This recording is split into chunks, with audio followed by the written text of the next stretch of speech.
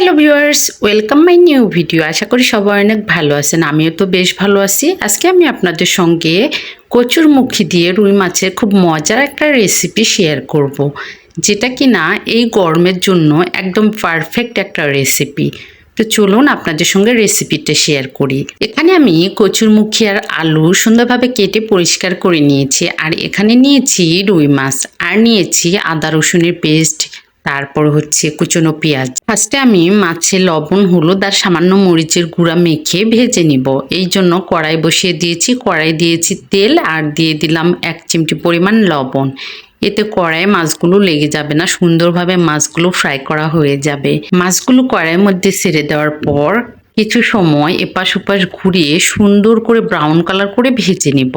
এই তো আমার মাছগুলো ভাজা হয়ে গেছে, এখন সুন্দরভাবে তুলে নিচ্ছি। মাছগুলো তোলার পর ওই কড়াই ওই তেলের মধ্যে এখন দিয়ে দিব তেজপাতা, আর দিয়ে দিব কুচনো পেঁয়াজ। পেঁয়াজটা এখন ব্রাউন কালার করে ভেজে নিব, আর দিয়ে দিয়েছি কিছুটা পরিমাণ পাঁচফোড়ন। পাঁচফোড়ন দিলে মাছের তরকারি ফ্লেভারটা অনেক সুন্দর হয়। তো তারপর দিয়ে দিয়েছি কেটে রাখা আলু আর কচুরমুখীগুলো, দিয়ে একটু নাড়াচাড়া দিয়ে ভেজে নিচ্ছি। হালকা করে ভাজা হয়ে গেলে উপর থেকে মশলাগুলো দিয়ে দিব। আমি এখানে আগে থেকে একটা মশলার পেস্ট তৈরি করে রাখছিলাম, যার মধ্যে ছিল আদা রসুনের পেস্ট, জিরার গুঁড়া, মরিচের গুঁড়া, হলুদের গুঁড়া, স্বাদমতো লবণ। তো সব কিছু দেওয়ার পর পরিমাণ মতো পানি দিয়ে এখন সুন্দরভাবে তরকারিটা কষিয়ে নিচ্ছি। তরকারিটা কষানো যতটা সুন্দর হবে, খেতে কিন্তু তত মজা লাগবে। প্রত্যেকটা তরকারি কষানোর উপর এর একটা স্বাদ নির্ভর করে। তরকারিটা আমার খুব সুন্দরভাবে কষানো হয়ে গেছে। এখন ঝোলের জন্য পরিমাণ মতো পানি দিয়ে দিলাম।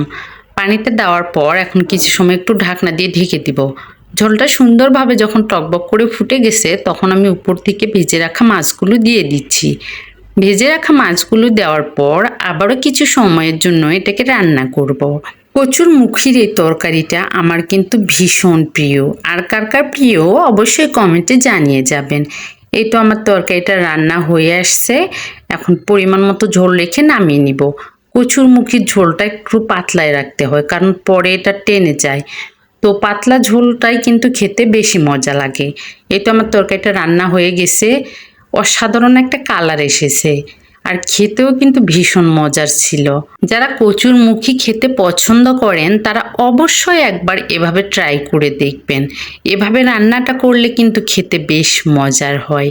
তো আজকের রেসিপিটা আমার সবার কেমন লেগেছে অবশ্যই কমেন্টে জানিয়ে যাবেন। ভালো লাগলে অবশ্যই লাইক কমেন্ট করে যাবেন, আর আমার পেজটাকে ফলো দিতে ভুলবেন না। দেখা হবে নেক্সট কোনো একটা ভিডিওতে নতুন কোনো একটা রেসিপি নিয়ে। ততক্ষণ সবাই ভালো থাকবেন, সুস্থ থাকবেন। Tata, bye bye.